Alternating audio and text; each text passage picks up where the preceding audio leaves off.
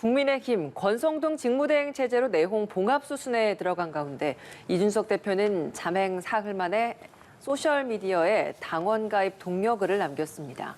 곧 반격 카드를 내놓을지 주목됩니다. 네, 한편 윤석열 대통령 도어 스태핑을 중단하기로 했다가 오늘 오전에 다시 재개했습니다. 관련 내용 포함한 정치권 이슈들 서성교 건국대 특임교수, 유용화 한국외대 초빙 교수와 함께 짚어보겠습니다. 두 분 어서 오십시오. 네, 안녕하세요.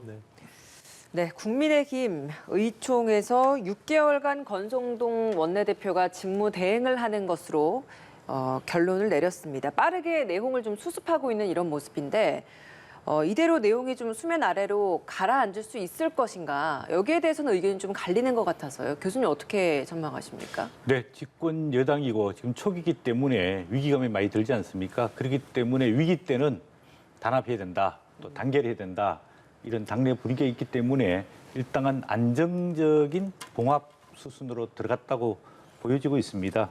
어제 최고위원회도 했고요, 선수별 국회의원 모임도 했고, 네. 또 당의총에서 결의문까지 있었습니다. 그래서 일단은 이준석 당 대표에 대한 윤리 결정을 수용하고, 그다음 권성동 원내대표의 직무 대행 체제죠. 이거를 이제 승인을 했습니다.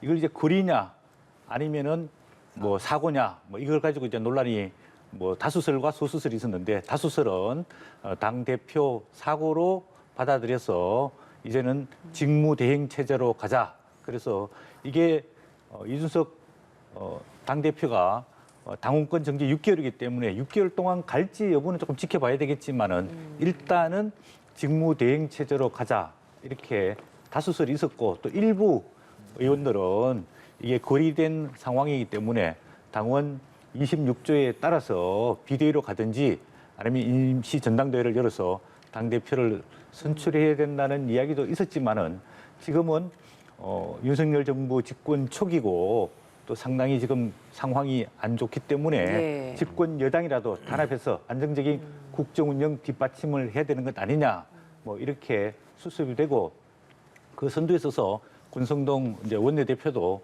어제 최고위원회를 주재하고 또 당 안정을 위해서 상당히 노력하고 있어서 당분간은 소강 상태를 보이면서 안정적 체제로 수습이 될 것 같습니다. 예, 일부 친윤계 의원들 그리고 당권 주자들은 여전히 조기 전대론을 주장을 하고 있기는 하거든요. 어떻습니까? 당 내홍 이대로 좀 가라앉을 수 있겠습니까? 당대표가 6개월 당원권 정지를 받았다.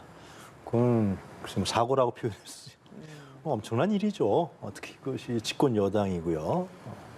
아마 다른 당에서 이런 일이 있었다 그러면 당장 그 당에서는 새로운 대표를 뽑거나 아니면 비상치계를 가거나 아주 상식적인 것이죠. 그런데 유독 국민의힘에서는 이것이 그냥 사고다. 사고니까 우리 조기 전당대회 하지 말고 직무대행 체제로 가자. 그래서 의총에서도 권성동 원내대표가 나와서 그냥 직무대행 체제 갑니다라고 그냥 그 글을 읽었다는 거 아닙니까? 급하니까 우리 단합해야 된다라는 부분에서 봤을 때는 상당히 봉합 수준인 것이 분명한 거죠. 추후에 말씀드리겠습니다만 이제 이준석 당대표도 이 문제에 대해서 지금 수용하고 있지 않고, 그리고 또 장제원 의원도 그날 참석도 안 했습니다. 의총에. 이런 걸 봤을 때는 아직도 국민의힘 내부가 굉장히 혼란스럽고, 지금 저는 이준석 사태라고 생각하는데, 이 이준석 대표 둘러싼 당 내부의 분란과 혼란, 소란, 이 부분이 그냥 일시적 봉합된 것이다. 그래서 과연 이 부분을 국민의힘이 윤석열 정부 하에 국민의힘의 이 문제를 수습할 능력이 되는 것이냐. 가장 그게 초점인 것이죠. 지금 현재까지는 봉합했지만 언제든지 문제는 촉발될 테고, 그리고 대통령이 이 문제에 대해서 좀 제가 보기엔 직접적으로도 아니라 할지라도 간접적으로라도 이 문제는 정리해야 되는데 대통령이 또 나서지 않고 있어요. 그래서 굉장히 복잡한 상황으로 앞으로 갈 이 안에 시한폭탄을 갖고 있는 상황이다. 저는 그렇게 보여집니다. 갈등의 불씨가 있다는 말씀이신데, 지금 영향력 있는 의원들의 행보를 보면 조금 전 말씀해 주신 장제원 의원 어제 의총에는 불참했는데 주말 동안에는 한 1,100명 규모의 산악회를 갖고, 김기현 안철수 의원은 이번 주에 이제 공부 모임도 예정이 되어 있습니다. 어제 의총에는 참석했지만 별다른 발언은 하지 않았다, 이렇게 알려지고 있는데, 이런 의원들의 행보를 보면 세 분릭이다, 본격적으로 몸풀기에 나섰다. 이런 해석도 있습니다. 교수님 어떻게 생각하세요? 네, 뭐 6개월 이후에 아니면 내년에 6월 달에 전당대회겠든지 전당대회가 이제 다가오는 것은 분명합니다. 시점이 언제냐의 문제이기 때문에 다음 차기 이제 당 대표를 노리는 사람들은 지금 이제 적극적인 행보를 하고 있다고 보여줄 수 있습니다. 다음 당 대표는 2년 임기에 2024년 공천권을 가지기 때문에 굉장히 중요한 당 대표입니다. 그렇기 때문에 지금 당권을 뭐 겨냥하고 있는 안철수 의원, 그 다음에 또 김기현 전 원내대표 의원이죠. 그 다음에 장제원 의원, 권성동 의원, 그 다음에 또 다른 당대표 출마 예정자들은 이준석 대표의 거취에 따라 가지고 네. 만약에 조기 전당대회를 하느냐 아니면 정상적으로 전당대회 이루어지냐에 따라서 정치적인 유불리가 갈릴 수 있습니다. 네. 그런 측면에 봤을 때 이런 분들이 지금은 뭐 침묵하고 당내 여론, 당의 결정을 따르는 게 필요하다고 보여지고 있는데 어제 특이한 것은 공식적인 발언을 안 했지만은 안철수 의원이 뭐 당대표 사고로 인한 직무 정지라는 당내 의견에 동의한다. 그리고 국민의힘은 안정적인 집권 여당으로서 안정적인 지도 체제를 가져가야 된다. 그래서 권성동 원내대표에게 상당히 좀 힘을 실어주는 그런 발언을 했거든요. 네. 그 반면에 김기현 의원 예. 또 장제원 의원은 어제 불참했는 것으로 알려지고 있는데 이런 분들이 이해관계가 엇갈리고 있기 때문에 이준석 당대표의 문제, 거취 문제 앞으로 지금은 뭐 사고지만은 또 만약에 사퇴를 하게 된다면은 고리 상태가 돼서 당헌 당규에 따라서 60일 내에 전당대회를 해야 되는 상황이거든요. 그렇죠. 그리고 이 전당대회는 6개월 이상이 당대표 임기가 남아있으면은 잔여 임기만 하게 돼 있습니다. 그렇기 때문에 전당대회를 언제 하느냐 또는 당헌 당규를 개정하느냐 안 개정하느냐 이런 문제가 첨예하게 대립할 것으로 보여지고 있는데 좀 집권 여당으로서 이렇게 뭐 공부 모임이라든지 대규모 뭐 1,000명 이상의 지지자들을 동원하는 이런 조직적인 모임보다는 국민의힘이 집권 여당으로서 어떻게 국정 운영에 성공하기 위해서 역할을 제대로 할 것이냐, 또 국민들이 원하는 어떤 정책, 또 가치, 뭐 비전, 좀 이런 걸 가지고 고민을 해서 조금 방향성을 설정하는데 좀 경쟁을 했으면 좋겠다는 바람입니다. 예. 예. 누군가는 새로 선출돼야 하는 상황이 생길 수도 있다. 이런 말씀해 주셨는데 그런 상황에 대비하기 위해서 의원들이 행보에 나서는 것 세불리기라고 봐도 되겠습니까, 교수님? 벌써 대권 행보하는 것 같아요. 장제원 의원 같은 경우는요. 버스 13대를 해갖고 지역 조직을 가동시켰다는 거 아닙니까? 이준석이라는 인물이 당대표에서 하여튼 뭐 최종 결정된 건 아니지만 윤리에서 징계를 받으니까 바로 그냥 기다렸다는 듯이 이거 대권 행보죠.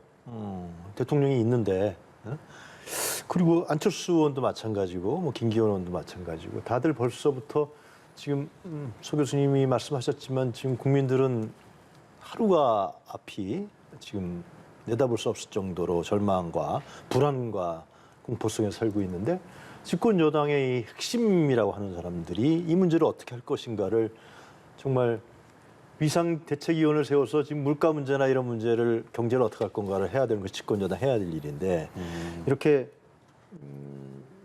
좀 뭡니까 당 내부도 혼란 수습도 못하고 또 유력 인사들이 거의 대권 행보에 가까운 일을 하고 있다라는 부분에 대해서 나중에 또 말씀드리겠습니다만 지금 정당 지지율도 완전히 역전되지 않았습니까? 보수층들도 굉장히 현재 국민의힘을 보는데 한심하다고 보는 것이죠.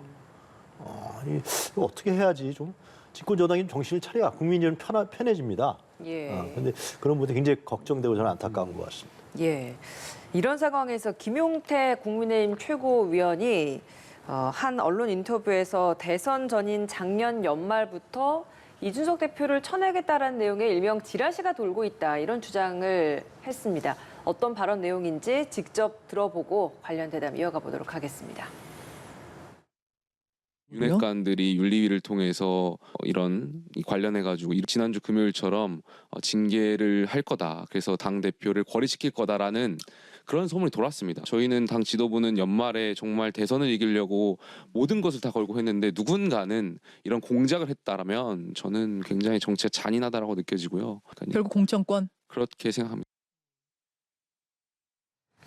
자, 김용태 최고위원 대선 전인 작년 연말부터 이준석 대표 거리할 것이다, 그렇게 쳐낼 것이다라는 지라시가 돌았다. 그리고 이건 다 결국에는 공천권 때문이다. 이런 주장을 했습니다. 어떻게 들으셨습니까? 아니 여당 최고위원 제일 핵심 뭐 결정 위원회에 참여하시는 분인데 지라시를 근거로 해서 저렇게 말씀하시는 게 얼마나 신빙성이 있을지는 모르겠습니다. 예. 그러나 이준석 당대표와 윤석열 당시 이제 대선 경선 후보, 대선 후보 이제 대통령이 되셨는데 관계가 안 좋았거든요. 즉 윤석열 대통령이 당시에 국민의힘에 입당하는 과정 속에서도 이준석 당시 당대표와 마찰이 있었고 또 경선 과정 속에서도 사실 이준석 당대표가 윤석열 후보를 상당히 비토를 많이 했습니다. 비판도 많이 했고 제가 구체적인 발언을 인용하기는 좀 어려운데 그다음에 또 대선 후보가 된 다음에도 두 번이나 이제 사보타지를 하면서 대선 후보에 대해서 비판을 했거든요. 또 울산에 한번 내려가 있는 것도 당시 후보가 내려가서 이제 포용을 했고 또 국회에서 장시간 연설하면서 본인이 입장만 내세웠는데 그때도 당시 대선 후보가 이제 포용을 하고 정리를 했습니다. 그다음에 또 선대위원장, 당대표는 맡게 돼 있는데 선대위원장을 사퇴하고 그냥 본인은 당대표로서 역할만 하겠다라고 사실 막판에는 선거운동에 그렇게 적극적으로 동참을 하지 않았었거든요. 이렇게 당시 대선 후보와 당대표가 상당히 갈등 관계에 있었습니다. 돌이켜보면은 만약에 본인이 윤석열 후보가 마음에 들지 않고 또 대통령이 마음에 들지 않으면은 3월 9일 날 대선 끝나고 오히려 본인의 거취를 입장을 정리했으면은 이런 불행한 사태까지 안 했었지 않을까 이런 생각이 들고 오히려 당대표가 계속 했었으면 당선된 대통령을 위해 가지고 조금 열심히 노력을 했으면은 이런 본인의 개인적인 문제로 인해서 윤리위의 징계를 받는 이런 사태까지 안 했을 건데 지금에 와서 본인은 억울하다. 왜 당대표에서 징계를 받아야 되느냐. 또 이준석 대표를 또 지지하는 김용태 최고위원이 지라시를 근거로 해서 위에서 대통령과 윤핵관들이 이준석 당대표를 잘라내기 위한 그런 시도가 있었다라고 비판, 견제하는 거는 좀 여당 최고위원으로서 바람직스럽진 않다라고 보여집니다. 예, 당 지도부에 있는 최고위원이 이렇게 지라시에 나오는 내용을 가지고 언론에서 언급을 하는 건 바람직하지 않다. 그리고 오히려 지금 이 상황에 이준석 대표가 억울해한다라는 건 그 과거부터 오히려 본인이 문제가 있었고 불만이 있었으면 대선 이후에 바로 물러나면서 그 결단을 내렸어야 한다 이런 의견이신데 어떻습니까? 그렇죠. 이게 틀린 말씀은 아닌 거죠. 우리가 상식적으로 봤을 때는. 그러니까 지금 성상납 문제가 경찰 수사를 하고 있지 않습니까? 이제 김성진 아이카스트 대표인가요? 참고인 조사까지 했는데 근데 이제 일련의 이 과정에서 저는 이 성상납 의혹 문제와 이준석 당대표하고의 또 윤석열 대통령과의 관계, 또 윤핵관들의 관계를 같이 안 볼 수가 없다고 여겨져요. 지금 작년 12월인가 이제 가세연에서 이 문제를 거론하면서 대검에 고발했고 그 이후에 중앙지휘원에 이첩됐다가 다시 또 경찰로 내려갔어요. 그리고 또 윤리위원회에 들어가고. 근데 지금 6개월이 넘지 않았습니까? 근데 경찰 수사가 제대로 이루어지고 있지 않고요. 이 이준석 대표와 윤핵관과의 관계가 나쁠 때마다 이 문제가 다시 또 거론되고 좋아지면 또 쏙 들어가고 이런 부분들이 서로 간에 물고 물리면서 핑퐁 게임을 저는 했다고 생각합니다. 그러니까 이준석 당대표 생각에는 내가 자기 기반이 좀 있는 사람 아닙니까? 이대남이라든가 내가 내 정치하려고 그러면 꼭 이 문제를 들고 나온 거 아니냐. 갈등이 있으면 또 이 문제를 압박한 거 아니냐. 이러한 부분들. 그러면서 이제 차차차 이제 그 이준석 당대표의 성상납 의혹 문제가 또 최근에 또 수면에 올라오고 김성진 그 대표의 그 변호인이 나와서 성상납 20번 했다라든가. 근데 이준석 당대표는 반발하고 이러한 관계들이 계속하면서 사실상 이 문제를 갖고서 성상납 의혹 문제를 갖고서 이준석을 압박하고 또 길들이려고 했던 거 아니냐. 뭐 그렇게 생각할 수 저는 있다고 보여지고 네. 이런 부분들이 좀 상당히 좀 추하게 보일 수밖에 없던 상황인 것 같아요. 그래서 근데 저는 그래서 지금 이 이준석 사건의 핵심에는 저는 그 김성진이라는 사람, 예. 이 아카이스트 대표라는 사람의 문제가 있다고 보여져요. 이분이 84년생인데 박근혜 때 이 창조경제 1호로 해서 이 창조경제 황태자라고 불렸던 사람입니다. 그러면서 최근에 어젠가요? 그저께 어느 방송에서 보도를 했는데 이 사람의 핸드폰을 보면은 다 나와 있다. 그러니까 그 당시에 2016년도에 조사할 때도 약 400명의 업무 일정표에 400명의 당시 청와대 고위직 재계 이런 높은 사람들과 만났다는 일정표가 있었고 네. 이번 또 업무폰 얘기가 또 나오더라고요. 어저께 그제 어느 방송에서 뉴스에. 그러니까 사실상 그 당시에 있었던 핵심들하고 다 관계를 했다는 거거든요. 그리고 이제 이 양반이 구속돼서 지금 형을 살고 있지만 수백억의 투자 사기거든요. 나는 박근혜하고 친하다. 그리고 박근혜 전 대통령이 이거 아카이스트 제품층이 좋다. 그런 발언도 하게 되고. 예. 그러니까 상당히 이런 부분들이 얽혀 있어요. 이제 언론에서 취재가 전 들어갈 거라고 생각이 드는데 그 부분과 저는 이준석 대표와 또 지금의 어떤 핵심들과 뭐 연관되면서 복잡하게 얽혀 있기 때문에 저는 이준석 당대표의 문제가 잘 안 풀리고 경찰 수사도 계속 6개월째 난항을 거듭하는 거 아니냐. 그러면서 이준석 당대표도 버티길 수 있는 힘도 예. 생기는 것이고. 그래서 그런 문제가 안에 있기 때문에 이렇게 지금 집권 여당에서 이러지도 못하고 저러지도 못하는 그런 상황이 가는 거 아니라 저는 그냥 과거의 어떤 사례라든가 관행 같은 걸 봤을 때 그런 느낌이 들어서 알겠습니다. 네, 말씀드립니다. 예. 이준석 대표가 그러면 어떻게 대응할 것이냐. 뭐 태풍의 눈이라고까지 불리는데 태풍의 눈이라기에는 조용합니다. 잠잠합니다. SNS에 글을 올리는 정도여서 저희가 글을 조금 집중해서 보게 되는데 어제 올린 글은 당원 가입하기 좋은 월요일이다. 이런 SNS에 글을 올렸고 지난 주말에도 뭐 3분이면 당원 가입할 수 있다. 이런 SNS 글을 올리지 않았습니까? 연이어서 당원 가입 독려를 하는 SNS 글 정도를 올리고 뭐 가처분 신청이나 재심 청구에 대해서는 언급하지 않고 있습니다. 어떤 속내라고 보십니까, 서 교수님?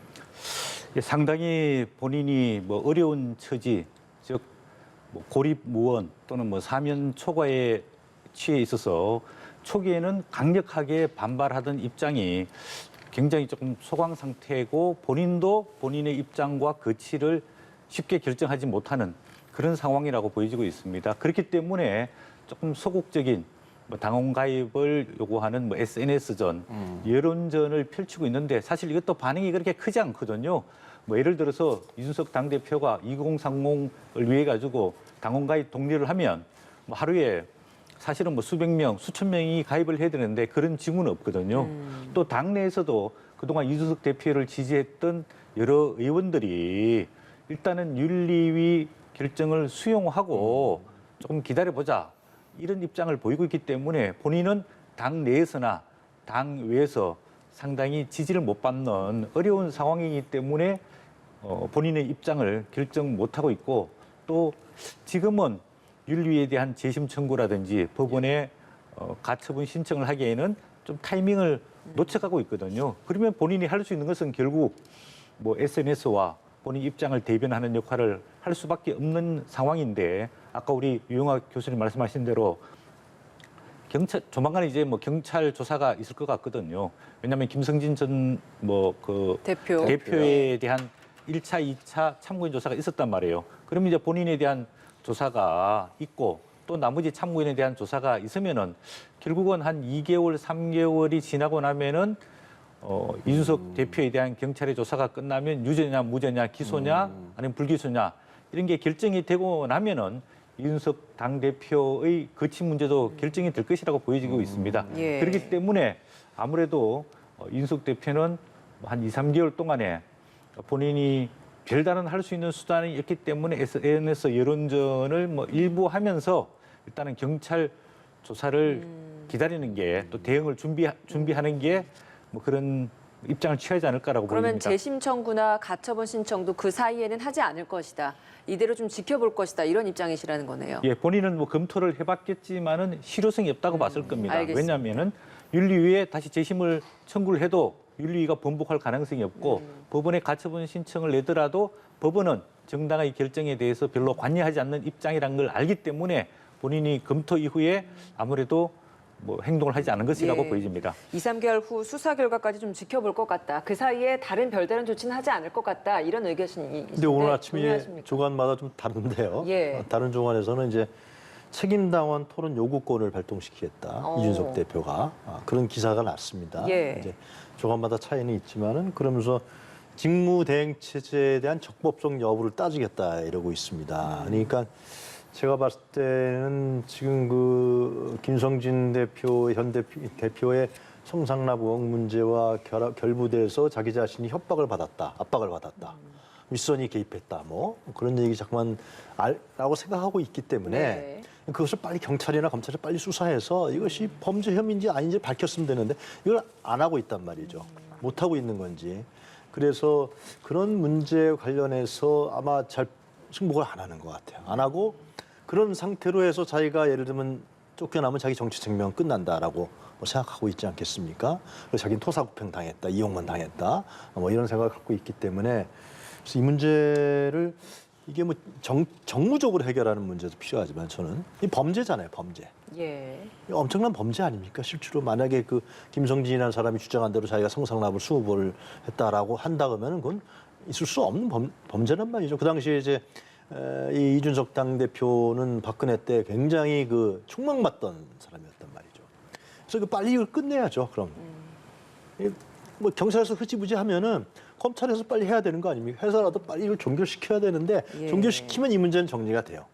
이 범죄가 있는지 없는지. 근데 그것이 지금 6개월 이상째 끌고 있으니까 더 예. 혼란만, 의혹만 증폭시키고 있다. 예. 라는 그래서 생각이 듭니다. 수사 전에 뭐 직무대행 체제의 적법성을 따지는 등의 어떤 투쟁은 계속 해 나갈 것 같다라고 유 네, 교수님 오늘 보신다는 아침에 거예요. 그런 기사들이 났습니다. 알겠습니다. 자, 이번에는 다른 주제를 좀 다뤄보겠습니다. 약식회견 잠정 중단한 지 하루 만에 윤석열 대통령 원거리 도어 스태핑을 다시 재개했습니다.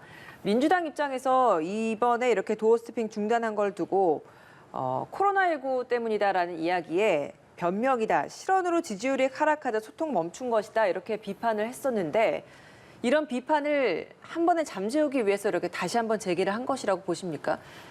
뭐 꼭 그렇다고는 보이지 않고요. 윤석열 대통령이 원래 이제 의사소통하는 스타일이 솔직담백하고 예. 본인의 감정을 자제하거나 뭐 이렇게 하지 않고 뭐 있는 그대로 다 이 표현하는 스타일이지 않습니까? 예. 그렇기 때문에 저는 이 도어 스태핑을 뭐 잠정 중단하겠다. 저는 두 가지 이유가 있다고 봅니다. 첫 번째는 이제 코로나 상황.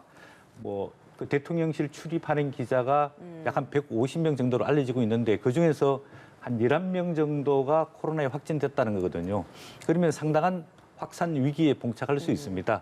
그런 측면에서 잠정 중단했다. 그리고 또 이 도어 스태핑이 그동안의 장점도 있었지만은 일부 단점도 있었거든요. 그래서 조금 바꿔야 된다. 국민 그 소통 방식을 조금 개선해야 할 필요가 있다라고 문제 제기가 되어 왔기 때문에 이 두 가지 다 측면이 있는데 민주당에서 문제가 있으니까 중단한 것 아니냐. 이거는 일면 단편만 보고 좀 침소봉대한 것이다. 근데 이렇게 그런 보여지고요. 이유라면 사실 계속 중단을 해야 되는데 하루 만에 대통령실에서는 코로나19 확산을 이유로 중단을 했는데 하루 만에 다시 이렇게 재개한다는 건 대통령실과 대통령 간의 의견 일치가 안 됐다라고 봐야 되는 겁니까? 뭐 내부 의사결정은 제가 정확하게는 모르겠지만은 그래도 잠정적 중단한다 그랬거든요. 예. 잠정. 상황이 개선되면 다시 재개하겠다는 거를 전제로 한 거고 오늘 대통령이 아마 그 뭐 출근하시면서 이야기했던 것은 뭐 정식 도어 스태핑이라기보다는 간단하게 들어가면서 지금 코로나 상황에 대한 우려에 대해서 어떻게 대응할 거냐.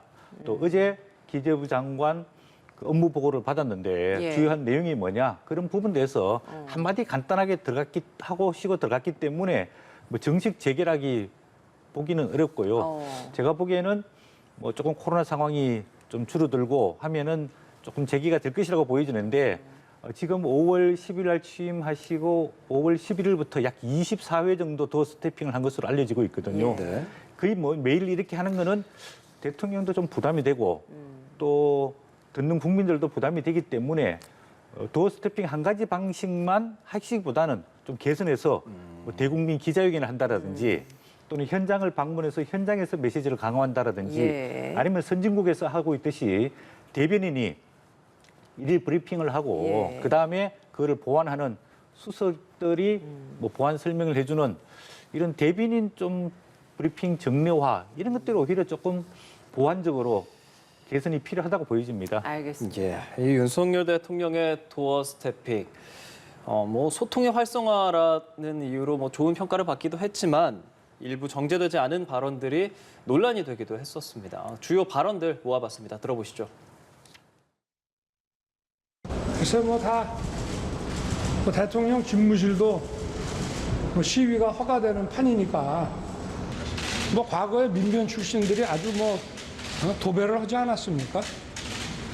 대통령 처음 해보는 거기 때문에 이걸 뭐 공식 비공식 뭐 이런 걸 어떻게 나눠야 될지 그렇다고 뭐 어떻게 좀 방법을 알려주시죠.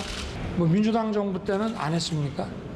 저는 뭐 선거 때도 선거운동을 하면서도 지지율은 별로 유념치 않았습니다. 별로 의미가 없는 것이고 다른 정권 때하고 한번 비교를 해보세요. 사람들의 가질이나 이런 거를. 네, 이 국민과의 소통이라는 긍정적인 평도 있었지만 유독 본인 혹은 주변에 대한 부정적인 의견에는 좀 강하게 목소리를 내는 듯한 그런 도어 스태핑이었습니다. 좀 모아서 보시니까 어떠세요, 교수님? 대통령은 국가의 수반이고요. 행정의 수반이고 대통령의 모든 행위는 법률에 의해서 다 진행되고 있습니다. 그리고 대통령이 한 언행은 다 대통령 기록물에 다 보관되게 돼 있습니다. 그런데 저렇게 즉자적이고 준비되지 않은 그냥 뭐 그게 소통인지 솔직한 것인지 담백한 것인지 그건 개인적으로 친구들하고 할 때 하는 얘기죠. 대통령 아닙니까? 그러면은 대통령 한마디 한마디는 실제로 국가 국정 운영과 국가 행정과 또 민심에 결정적인 영향을 미칩니다. 그것은 뭐 잘 아시겠지만 대통령 권력이 우리나라 워낙 강하거든요. 할 수 있는 일이 너무 많거든요. 그래서 아마 제가 봤을 때는 저렇게 지금 뭐 시리즈로 하니까 아주 여러 가지 하여튼 얘기들이 많이 나오는데 네. 참모들이 계속 반대했을 겁니다 아마 하지 마시라고. 그래서 하루 정도 중단한 게 아니냐 코로나를 핑계로 해서 그러다가 다시 또 하겠다는 거 아닙니까? 근데 저게 참 희한한 게 저 시작했기 때문에 대통령이 그럼 지하로 해서 올라갈 수도 없고 예? 예. 기자들 막고 경호처 직원들이 막고 들어갈 수도 없고 저희 안 할 수도 할 수도 없는 그런 게 앞에 처해진 것 기자들이 같아요. 있는데 평소에는 하던 건데 그냥 지나갈 그렇죠. 수도 그러면 없고. 기자들이 거의 항상 기다리고 거기서 그냥 예. 새벽부터 기다릴 거 아니에요. 예. 밤중까지. 그러면은 그거를 피해서 간다. 그럼 맨날 공식 행사를 외부 일정만 한다. 이럴 수도 없는 것이고. 참 저게 처음에 시작할 때 신중하게 생각했어야 되는 것이죠. 그리고 제가 알고 있기는 청와대에는 항상 이제 국민소통수석, 홍보수석이 있지 않습니까? 그렇죠. 그래서 이제 청와대 회의가 끝나면은 그 수석이 1시간 이상을 다 기자들에게 브리핑하고 질문 다 받아요. 대변인 외에. 그렇게 하면서 국정이 어떻게 돌아간다는 것을 언론인들에게 상세하게 설명하거든요. 그럼 언론인들이 알고 그걸 또 기사도 쓰고 반영도 한단 말이죠. 예. 지금 대통령이 저렇게 아침마다 하니까 대변인과 홍보수석의 일은 없어져 버린 거죠. 장관 일도 없어져 버린 거예요. 그러니까 이것이 시스템 있게 돌아가는 국정운영 시스템이 아닌 것이죠. 전 저걸 어떻게 해야 될지 모르겠어요. 그러니까 다시 또 했단 말이죠. 누가 또 합시다 그랬는지 모르지만. 예. 그래서 저거는 개인에게도 안 좋고 예. 그리고 네, 국정운영 시스템이 돌아가는데도 안 좋습니다. 저는 어떻게 하든 저거는 교수님 글쎄, 예. 내일도 하냐고 기자들이 내일도 도어 스태핑 하냐고 물어봤더니 네. 뭐 이거야 이렇게 멀리서 하면 되지 않냐 며칠 있다 포토라인 치자 이런 식으로 대답을 해서 앞으로 계속 할 것 같은 뉘앙스인데요. 대통령 자신이 하겠다면 누가 말리겠습니까? 근데 저는 진짜 모르겠어요. 주변에서 아마 얘기 많이 했을 거예요. 하지 마시라고. 그리고 그러면 그 전날 밤에 자료를 다 받아서 내일 아침 도어 스태핑에 무슨 질문이 나올까 대충 윤곽이 나오잖아요. 언론인들이 할 질문. 준비를 하든지. 근데 그것도 매일 한다 대통령이. 저는 아니라고 봅니다. 하여튼 근데 뭐 시작했으니까 예. 계속 갈 수밖에 없는 그런 형국에 빠져 있는 것 같아요. 예. 교수님께서 뭐 단점을 많이 지적하셨지만은 또 솔직히 윤석열 대통령의 어떤 국정운영 소통의 하나의 새로운 신선한 뭐 시도였거든요. 그래서 본인이 갖고 있는 생각, 솔직 담백하게 또 기존에 갖고 있는 대통령의 권위주의 타파하겠다 이런 또 장점이 예. 있고 또 국민들과 직접 소통하는 거 아닙니까? 물론 기자들이 질의응답에 답변하는 거지만 예. 이런 대통령의 직접 국민 소통도 조금 큰 장점이 있기 때문에 예. 아까 교수님 지적하신 대통령의 언어는 첨벙 같기 때문에 그거를 좀 정제, 절제, 그다음 특히 국정 현안에 대해서 이야기할 때는 상당한 세심한 준비가 필요한데 윤석열 대통령 스타일이 아마 홍보수석실이나 대변인실에서 일일 메시지를 준비를 해줄 겁니다. 그런데 이제 대통령 스타일로 봤을 때는 뭐 그런 거 필요 없어. 내가 그냥 다 알고 있으니까 내가 다 알아서 하겠다. 뭐 이제 이런 게 조금 이제 문제가 제기되고 있거든요. 그런 측면에서 조금 개선 보완하면 좋겠다는 생각이고 예. 또 대통령이 이렇게 기자들과 질의응답하는 것도 좋지만은 아까 말씀드린 대로 국정 전반에 대해서 대국민 기자회견을 좀 정례화하고 또 청와대 기자 주로 이제 일일 뭐 브리핑은 대변인 중심제로 가는 게 선진국의 관례라고 보면 조금 개선이 필요하다고는 보여집니다. 예, 알겠습니다. 오늘 윤 대통령 출근길 질의응답에선 민생이 가장 중요하다. 어제 코로나19 방역회의를 열었고 내일 중대본에서 대책을 발표할 거다. 민생이 제일 중요하고 경제 위기 타격받지 않도록 해야 한다. 뭐 이런 이야기를 했다고 합니다. 내일은 또 어떤 이야기를 하게 될지 앞으로 이제 도어 스태핑 다시 또 재개됐다고 하니까 언론에서 많이 주목할 것 같습니다. 자, 여론조사 몇 가지 좀 짚어보겠습니다. 어제 나온 두 여론조사 결과를 보면 취임 2달 만에 국정 수행 지지율이 30%대로까지 떨어졌습니다. 리얼미터를 보면 긍정이 37%, KSOI는 긍정이 34.5%까지 떨어졌고 부정이 60%를 넘어서는 그 KSOI의 여론조사 결과까지 확인할 수 있습니다. 무엇보다 그 내용 면에서 더 안 좋다라고 볼 수 있는 게 이게 뭐 물론 일시적인 거일 수도 있겠습니다만 지지 기반이라고 할 수 있는 보수층에서의 하락률이 떨어졌다라는 겁니다. 전 연령대에서도 떨어졌지만 보수 기반이 굉장히 크다라고 할 수 있는 60대 이상에서 굉장히 큰 폭의 하락률이 드러나고 있고 부울경 지역에서의 부정 평가도 눈에 띈다라는 점 어떻게 상황 분석하고 계십니까? 네, 이게 이제 좋은 일이 있을 때는 이유가 한 가지지만 나쁜 일이 있을 때는 이유가 여러 가지가 많거든요. 지금 대통령 국정 운영 지지도 지금 취임 2달 만에 30%대로 상당히 큰 폭으로 떨어졌습니다. 물론 초기 때도 한 50% 초반 정도를 유지하고 있었는데 계속해서 추세적으로 지금 하락 추세가 계속되고 있거든요. 이거는 뭐 대통령께서는 뭐 지지율에 크게 연연하지 않는다. 그 입장은 맞지만은 왜 이렇게 지지도가 떨어지는 데 대한 세밀한 원인 규명과 그거에 대한 대책은 굉장히 필요하다고 보여지고 있습니다. 아까 말씀하신 대로 뭐 중도라든지 또 뭐 반대자들 뭐 지지도 떨어지는 것뿐만 아니라 대구 경북 지역에서도 지지도가 지금 뭐 상당히 떨어지고 있거든요. 거의 한 40% 초반이고 부산, 울산, 경남에서도 많이 떨어지고 있고 특히 이제 보수 지지층에서도 상당히 많이 떨어지고 있는 상황입니다. 뭐 원인은 여러 가지가 있다고 보여지는데 여론조사에 의하면은 첫 번째 큰 원인은 인사 문제로 이야기가 되고 있습니다. 인사 문제 안에는 뭐 여러 가지가 있는데 뭐 본인 지인들 또 검찰 중심의 인사를 많이 했다. 또 능력은 있는데 도덕성에 문제가 있는 인사들을 많이 뭐 지명했다. 그리고 지금까지 장관급 후보자 4명이 지금 청문회 청문회 없이 전에 사퇴를 했거든요. 그런데 도덕성에 분명한 문제가 있다는 것을 스스로 인정을 했고 또 언론이나 국민들도 그렇게 받아들이고 있습니다. 또 최근에는 또 비선 논란, 뭐 친인척 논란까지 있어서 인사 문제가 국민들이 봤을 때 좀 잘했으면 좋겠다는 기대에 미흡하는 것 아니냐. 그래서 윤석열 대통령은 인사의 첫 번째 기준으로 전문성, 능력 중심으로 인재를 발굴했다라고 이야기하고 있는데 인재는 이제 3가지 기준에서 봐야 됩니다. 첫 번째는 능력, 두 번째는 도덕성도 굉장히 중요합니다. 왜냐하면 국정은 공적인 일이기 때문에 국민의 지지를 받을 수 있는 도덕성이 필요하고 또 3번째로는 탕평 인사가 필요합니다.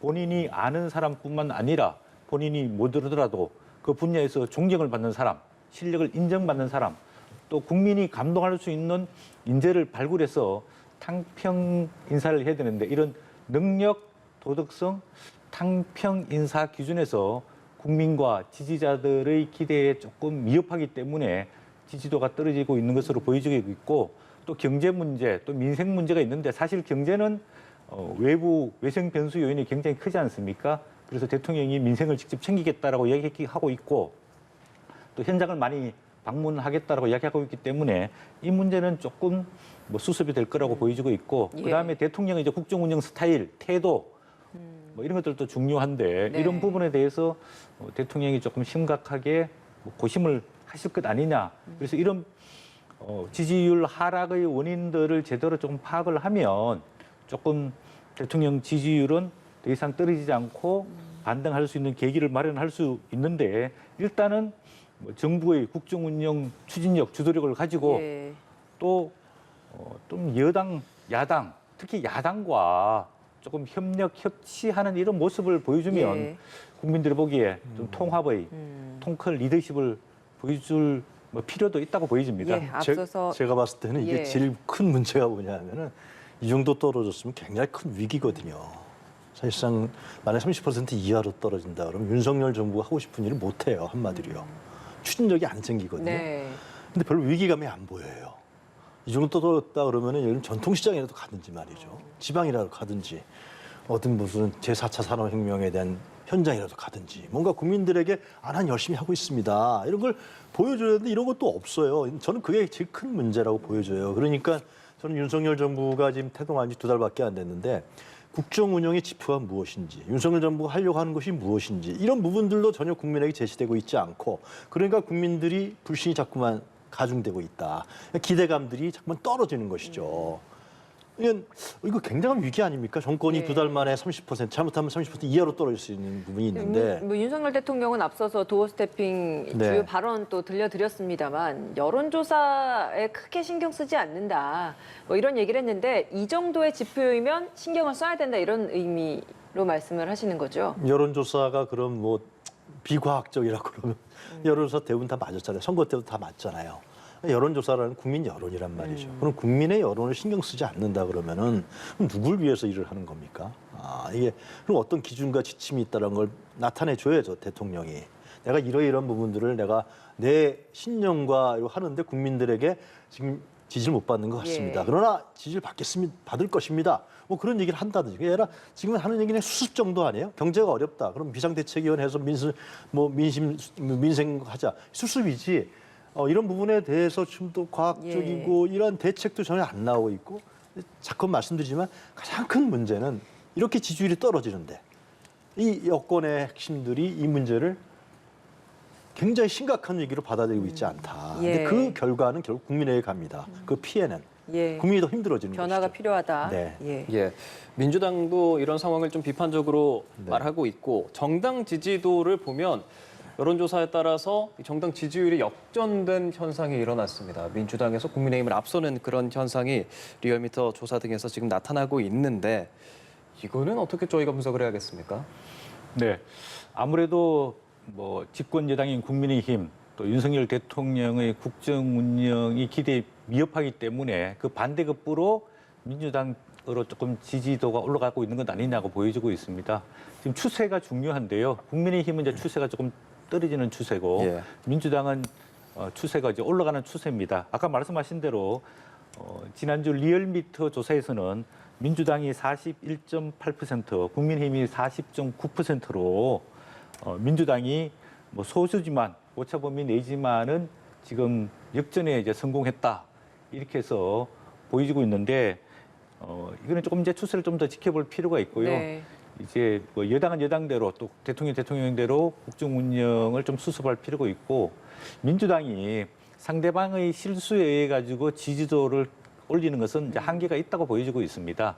그래서 민주당도 이번 전당대회를 통해서 좀 혁신과 쇄신을 통해야지 지난 대선, 지난 지방선거 패배를 딛고 일어설 수 있다고 보여지고 있고요. 또 더 나아가서는 8월 28일 날 있는 민주당 전당대회에서 좋은 당대표, 또 예. 좋은 최고위원들을 뽑아서 정말 민생을 챙기고 국민들의 기대에 부응하는 민주당으로 거듭나야지 제대로 된 지지율을 받을 수 있지 않을까 그렇게 생각이 듭니다. 알겠습니다. 예, 민주당이 반성의 목소리를 잘 내서 이런 현상이 좀 일어난 걸까요? 혹은 이 국민의힘의 상황이 좀 안 좋아서 그런 걸까요?